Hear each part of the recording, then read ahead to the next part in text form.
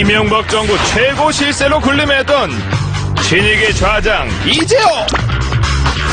대우나 전도사로 MB정부 탄생에 혁혁한 공을 세웠던 그가 대헌전도사가 되어 돌아왔다.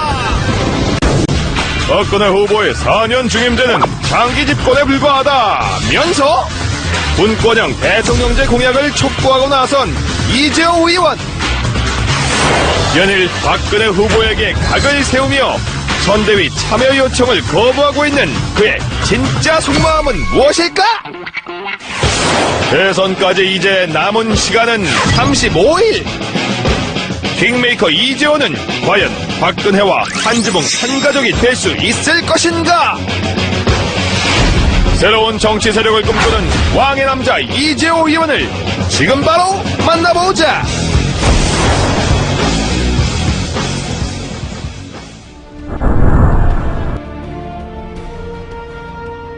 지금 대선 전국의 그 큰 국가적 이슈, 이게 없지 않습니까? 네.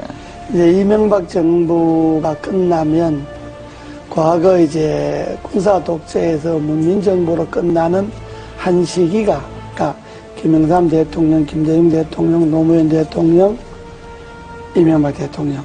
그러면 한 20년이라는 한 이제 시대가 이제 가지 않습니까? 네. 문민화되고 난 다음에 그러면 여기에서부터 새로운 시대를 준비해야 되거든요. 네. 대선 후보들이 중요한 거는 한 시대를 마감하고 다음 시대로 넘어가는 국가적 큰 그림을 어떻게 그릴 것이냐. 네. 그것이 국가와 국민들에게 어떤 영향을 미칠 것이냐.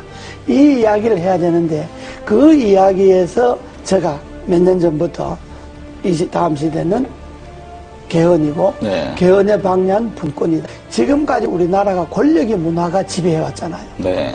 그러니까 큰 권력이든 작은 권력이든 나라의 구석구석에 권력의 힘이 다 이게 미쳐서 그 권력의 힘에 뭔가 좀 가까운 사람만이 뭐 돈을 벌거나 자리를 차지하거나 뭐 이런 소위 나라 풍조가 되었잖아요. 네. 이제는 이러한 권력의 문화를 내려놓고 정말로 사람의 문화, 인간적인 문화가 나라 전반에 한번 골고루 퍼져야 된다.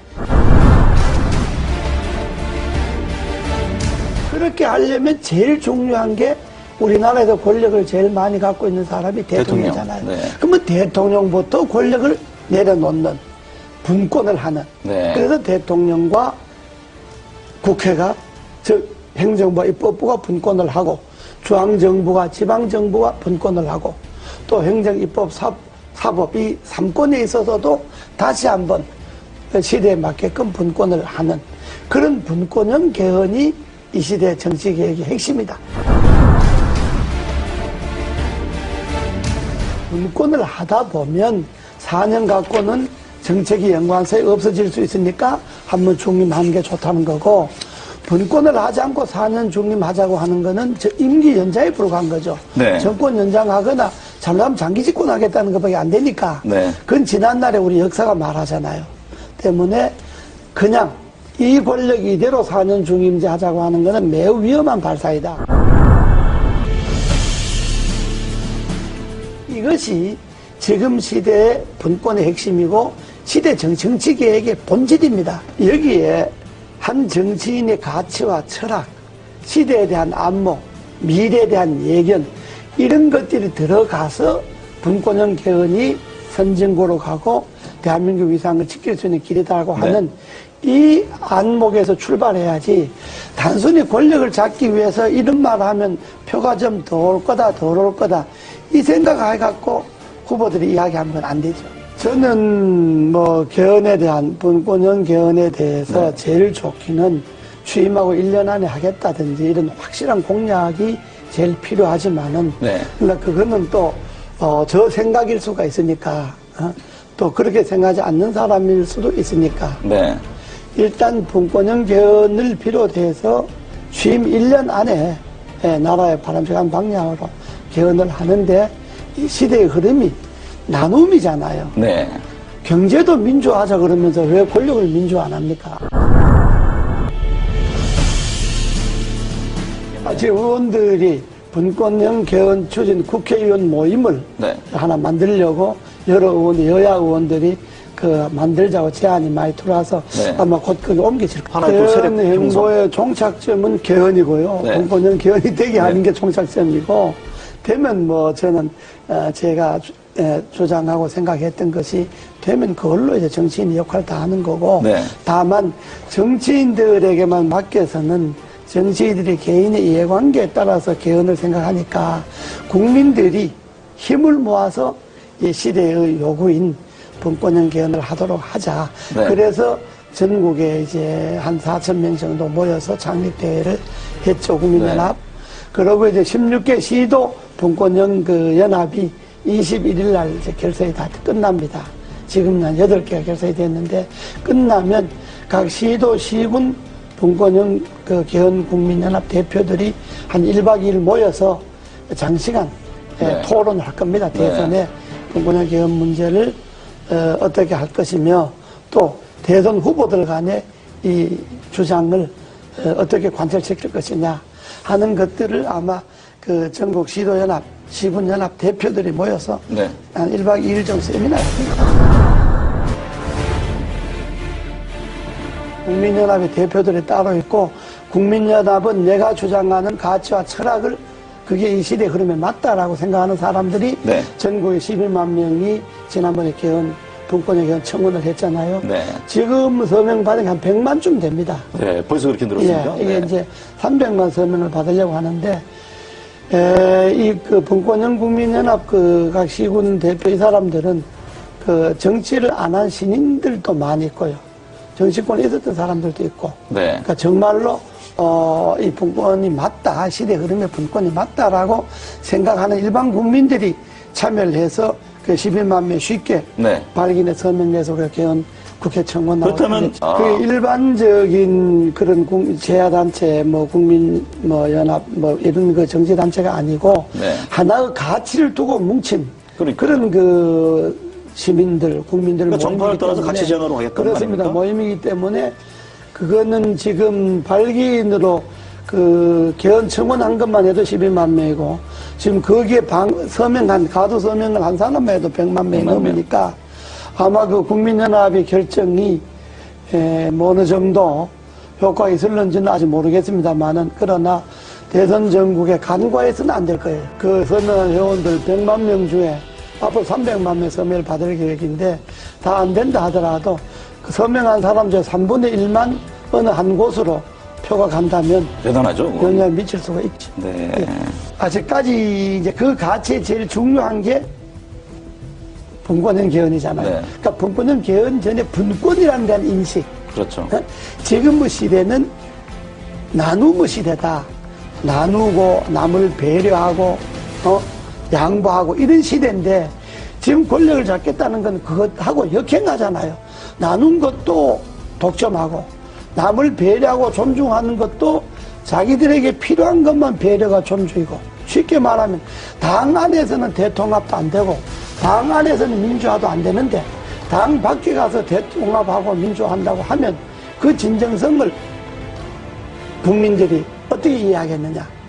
이런 점에 볼 때 가치관이 철학이 같지 않구나. 선거를 앞둔 사람들이니까 여당 후보든 야당 후보든 후보 개인들에 대해서야 이렇고 저렇고 비판할 생각이 전혀 없습니다. 그러나 한 나라의 후보라고 하는 것은 여당 후보든 야당 후보든 지금 정책 발표 하잖아요.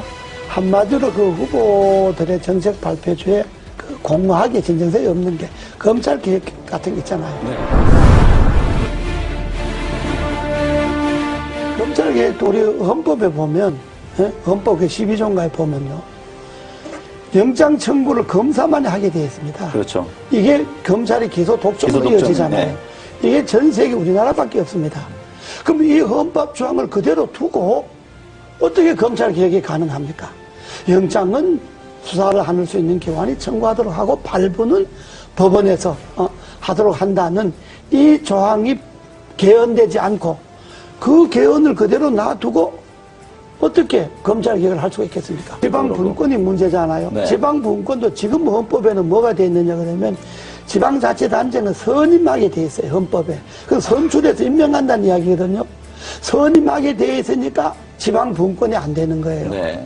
그러니까 헌법을 그대로 이 권력 중심에 제왕적 권력의 헌법을 그대로 두고 뭘 쇄신하겠다, 개혁하겠다 하니까 제가 볼 때는 그게 다, 이게 잘못된 거다. 그래서 제가 언제 표현을 좀 과했습니다만은 알면 없고 죽자에만 늘어났다는 그렇죠. 이야기가 정치개혁의 핵심인 개헌에 손을 안 대고 권력 분점에 손을 안 대고 그 헌법을 그대로 두고 거기에 가지만 책임 총리제나 정부 통령제도 그렇습니다.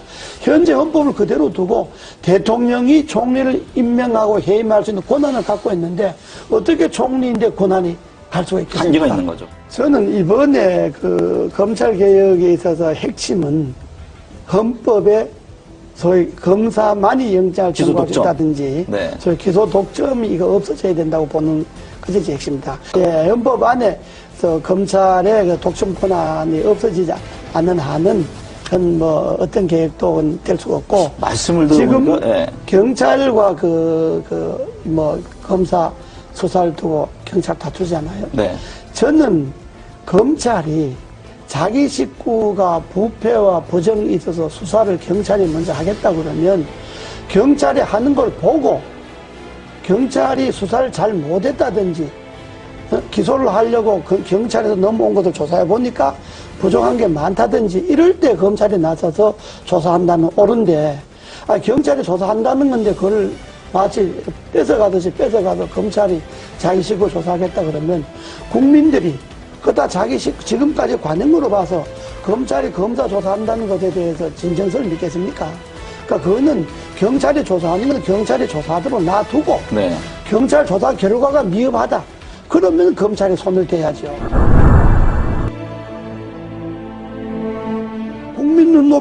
국민이 눈높이에 자기를 맞춰서 정치를 해야 되는데 되게 정치한 사람들 자기 눈높이에 국민을 보고 그렇다면 국민이 동의가 있으면 헌법도 무슨 뭐 국민의 동의가 있어서 개헌한다. 아니 당연히 국민이 뭐 안을 내야 동의를 하든지 반대하든지 하죠. 네. 국민들이 무슨 분권을 하라든지 뭘 하든지 안을 국민들이 냅니까? 정치권에서 이런 안을 내야 그래야 국민들이 동의를 하든지 반대를 하든지 하듯이 안도 안 내놓고 뭘 갖고 국민들이 동의를 합니까? 네. 그것처럼 그런 것이 다 국민들로 볼 때는 진정성이 없는 이야기다 이런 이야기.